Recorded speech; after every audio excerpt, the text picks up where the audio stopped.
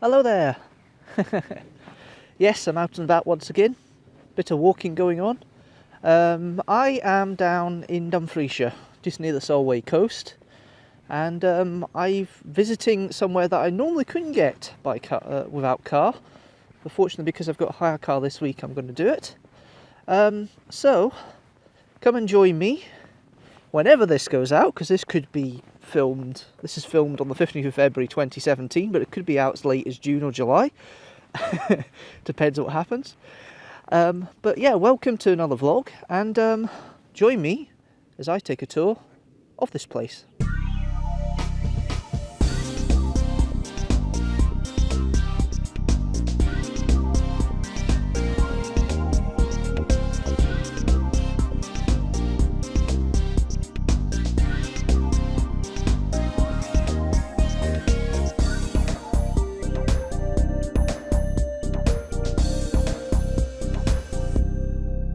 Now, according to the guidebook that I have bought, I'm going, first of all, not to that place, but I'm going to the original site of Caerlaverock Castle.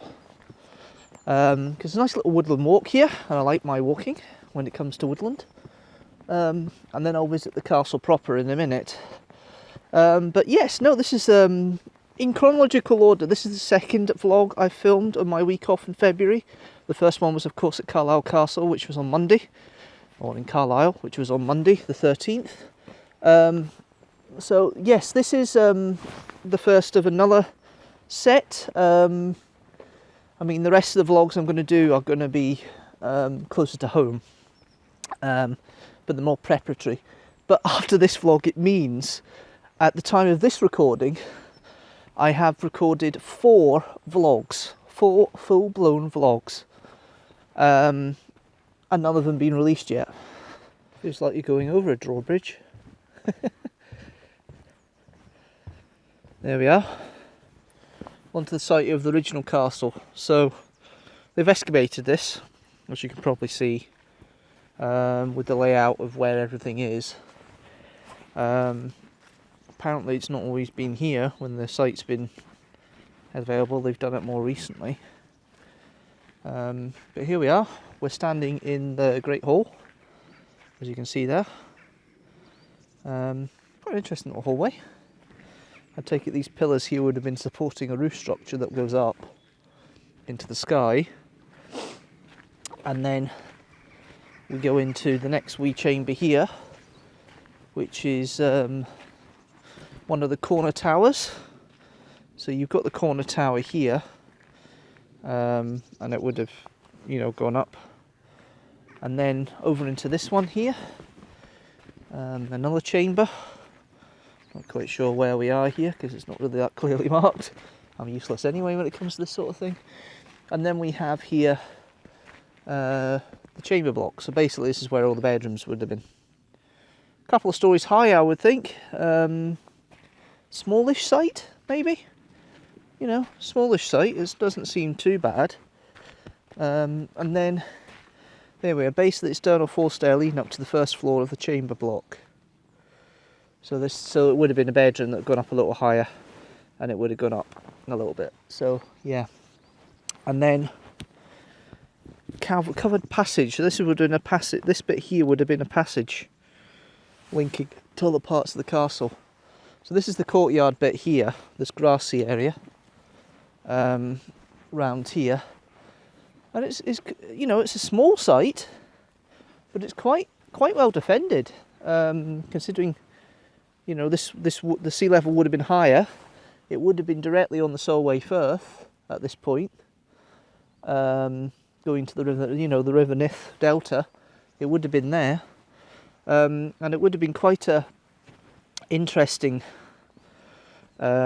site to be. And apparently when they did the excavations of this, it happened to be one of the first stone castles in Scotland that was built, and it was built about 1220 by Sir John Maxwell, the Warden of the Marshes. So this is the template for the bigger castle and the grand sight that you see further down the complex.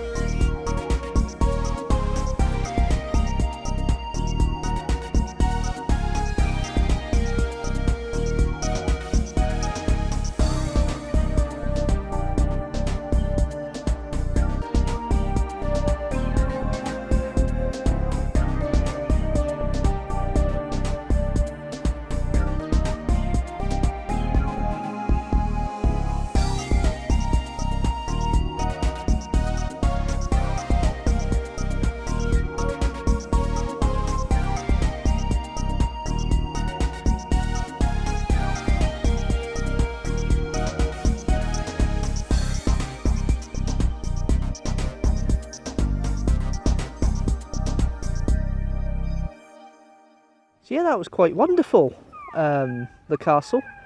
A mixture of 13th, 14th and 16th century and 17th century design. It was converted from a kind of defensive castle to a more palatial mansion in the 1630s by the Maxwells, who were the lords of Lord of Nithsdale, as he was at that point. As it turned out though, the Covenanters came in 1640 and sieged the castle, partially destroyed it to prevent any further defence of it, and it lay kind of ruinous for years until it was taken over in state care in the 20th century, and here it sits. It's the only castle I've been to with a moat so far in Scotland. The only other castle I've ever been to with a moat was in Leeds Castle down in Kent, so that's quite interesting. Anyway, there is an exhibition over in the huts overlooking the castle about the siege of Edward I of Caerlaverock in 1300 and the multiple sieges that happened just not long after during the Scots Wars of Independence. But I'm finished more or less here for now, so I'm going to move on. If you have been watching, thank you very much for watching. Don't forget to subscribe and comment below. I will be back next week with an interesting week video. Until then, thanks very much for watching, and I'll see you later.